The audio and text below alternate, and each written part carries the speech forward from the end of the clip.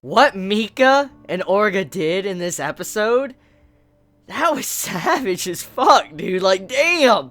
Like, I know I'm gonna have that as the thumbnail. Mika just pointing the gun at this man. I know that's gonna be thumbnail just because of how great that scene was. Just like, damn. Damn, I felt so bad for the man because this man thought he was going to be able to talk his way out of it because, you know, he's kind of some form of a politician, and so he thought he could probably weasel his way out, kind of shift the blame or try to negate the conversation, but the man, he got fucked over. Like, first things first, this man, he thought he could talk to him and talk down to them because they're kids. He thought he can get over them because, you know, he's an adult. He's an older man. They're children. He thought he can outsmart them, but they're like, fuck you. I'm here to set things straight. And eventually this man goes to his phone and all that. He's trying to get in contact with Galahorn and all that and trying to figure out how they'll get here and arrest these people. But then he gets fucked over. Then they're on the opposite end of the phone. Tekadon is, and they fuck him over too. And so this man, he can't bring the money. Galahorn's like, fuck you, we're not coming to help you because we have ties with Tekadon. And this man was looking down on them thinking like they're kids, when in reality, you shouldn't look at them as just kids. They're very mature for their age. So that man got absolutely fucked. And when Orga said, like, if you don't have the money, I guess I'm just gonna send you straight to heaven, and you could tell your apologies to the people that died there. And I'm like, bro, my boy Orga, what he just said, my boy. And all of a sudden you see the seed just hit the ground. Mika pulls out a gun, shoots this man in cold blood multiple times. Not twice, but actually like 3 or 4 times. Pretty fucking badass. So, that aside, this episode of Gundam, hype, and also a lot of build-up, setup, and some great moments throughout this episode besides just what I talked about. So for one, with the setup, a new Gundam frame was introduced. Apparently, a Gundam frame and something else that we didn't really get to see. So, apparently, there's a mining facility that's being opened up, which I'll talk about in a moment. A mining facility's been opened up, and after opening this up, they discovered a Gundam frame buried. When they found this Gundam frame, they also found something else. Now, it wasn't explained what exactly this something else is, but I want to assume it's another Gundam frame, a very rare Gundam frame. But a Gundam frame was discovered, which means that the character that was asking to, you know, pilot a mobile suit most likely will get this Gundam frame and be able to ride in it throughout, you know, Season 2 of Iron-Blooded Orphans. So, I'm looking forward to see what this, you know, Gundam frame can do. There's some technology on it apparently that nobody's seen before because, you know, what it is, but they do know it's a Gundam frame. So I'm pretty hyped up to see what it is capable of, and, you know, it's, you know, certain, I guess specialization when it comes to combat. But getting off of that, though, let's talk about what's really being set up here with this episode.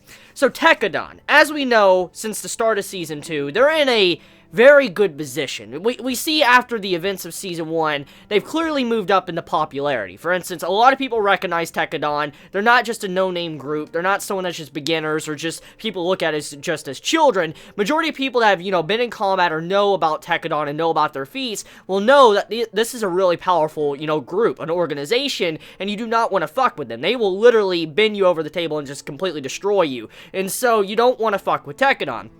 And ever since the first episode of Season 2, we've seen this popularity rise of them. And finally, in this episode, we get to see some of the political stuff going on with their fellow peers. As we know, Tekadon has joined an organization, pretty much like the Mafia, and they, right now, they're kind of, you know, with allies with them. And in some ways, the people that are high up on the food chain above Tekadon were talking about them, saying these new recruits, these newcomers, you know, they're almost too perfect. And in a way, this is probably going to cause problems, because when an organization that's brand new, that joins your ranks, and they're doing way better than you are, and you're an old veteran, they're doing some crazy feats, they're taking down like Dawn Horizon, just destroying bitches, and they're completely just getting all this popularity and fame, it's making you look bad, and it's making them look better, and this is going to cause some form of, you know, strife between the individual groups that's a part of this organization, and I can see where Tekadon might get into some internal struggle with some of these people because of the popularity they have been gaining, especially with some of the connections they've gotten in these recent episodes. You know, Galahorn in general, just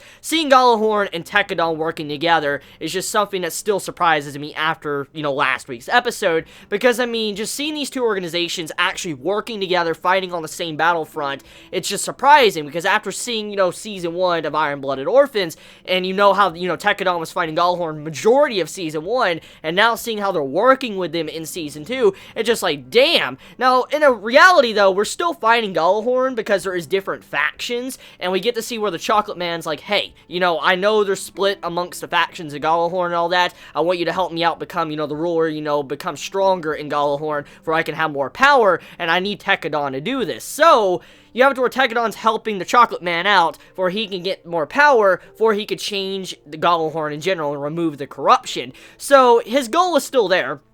His overall goal is still there since Season 1, but he needs Tekkadan. He's like, hey, Tekkadan, I know right now you're a very puny and small organization. Even though you have this high popularity on Mars, many people know about your name, you're still not necessarily a large fucking group. And so, because I'm Gallahorn, I have all this political power and this pool and different things like that, I can help you out. Of course, my enemies will become your enemies if you ally with me, but I can help you out and make situations that seem to be rather dire for you turn into something rather simple. So overall, Tekkadan and Gallahorn, and when it comes to Chocolate Man's, you know, faction of Gallahorn, they are having a mutual relationship right now. And judging by how, you know, he is, judging by how the Chocolate Man, how he constantly, you know, he's betrayed people in the past, especially in Season 1. He's not someone I would necessarily trust, and I can see why Orga was a little bit tense in this episode towards the end, because this is a character you don't want to, you know, trust. For a man to kill his own friends, betray them, stab on them back like he did, it's not a man you want to really trust to really help you out when it comes to the end game. I mean, right now, he seems like he's cool with you, it seems like he's trying to help you out, but when it finally comes to that final end game, the final stretch before the end, that man's gonna just put that knife in your back and fucking twist it. That's kind of person this man is. So, Orga and Tekkadan in general just need to watch out for this man. Right now, he might be a good ally, but eventually down the road, he might turn against them and completely just cut them off and slit their throats when they're least expecting it. So, they definitely need to watch out for that. So, one other thing, too, though, I liked about this episode is that apparently Tekkadan, they've constantly, ever since the beginning, they've always won with brute force. And we've seen this time and time again throughout the journey of Iron-Blooded Orphans. You have to protect it on, they constantly overcome the impossible odds through sacrifices and going the quickest route, and they always do it with brute force. And I like the, you know, I guess, little bit of dialogue we got in this episode to where they can't always defeat their opponents with brute force. For instance, you know, just destroying them with morale, just their great experienced soldiers like Mika. They can't always be nothing but brute force, and they need to learn that sometimes they're going to have to talk things out. They're going to have to be political, and that's kind of what was brought up in this episode. One of the big things that they're probably going to be facing is that they need to probably now learn how to not just be, you know, brutal and straight up aggressive. They need to know how to talk things out and be defensive as well. So that is probably something that's probably going to, you know, happen later on in this season. Overall, though, I feel like this episode of Iron-Blooded Orphans, or Gundam, badass as fuck. I mean, that fight at the beginning, oh my, I love the movements of the fighting in this series. You could see a huge step up compared to how Season 1 was, especially the way the movements of the Gundams are, or, you know, the mobile suits in general. Just seeing them move around and all that, and you see the fighting going on, you could clearly see that improvement, especially at the beginning of this episode. And then even the talking scenes, especially when they're just sitting down talking with each other, you see a massive improvement in some of the art quality and animation compared to Season 1. I mean, I remember many scenes in Season 1 to where there was, like, scenes just nothing to do with talking. Like, all they were doing was talking, like, for a good 5 to 8 minutes.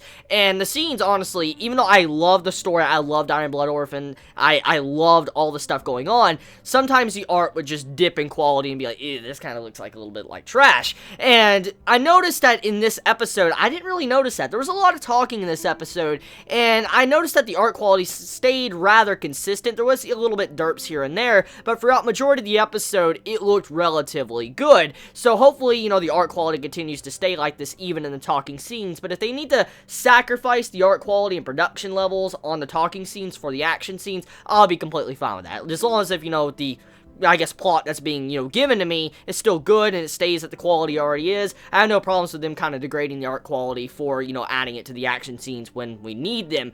So yeah, overall episode of Gundam this week, fucking epic. I mean, just seeing the development of some of our characters, what Orga's having to do, and how he's not really good in the political side, and how he's going to have to learn to be a little bit more, you know, better with this type of stuff. I'm excited, especially with, you know, them opening up the mines, how they got rewarded. Now they're going to have to watch over mines. They're going to have to hire new recruits and stuff to be able to, you know, have manpower to handle it. I'm excited to see what direction this series will go from this point onward. Now, before I end this video, I got to ask a quick question. How many of you are currently enjoying this season of Gundam more than Season 1? Long time, fans of Gundam, how do you feel about Season 2 of Iron-Blooded Orphans? And new fans of Gundam, such as myself, how do you feel so far with these past couple episodes of Season 2? Please let me know in the comments below, because I'm very curious to see how everybody feels about this series, and it's just been a hell of a ride for me, but I wonder how many of you are all entertained as much as I am when it comes to watching this series, because each episode feels like 5 fucking minutes to me, and that really sucks. When you get into a series, it only feels 5 minutes, you're like, damn it, I gotta wait another week for another episode. But anyways, you all have a wonderful day or night wherever you live. Please be safe. Chibi out.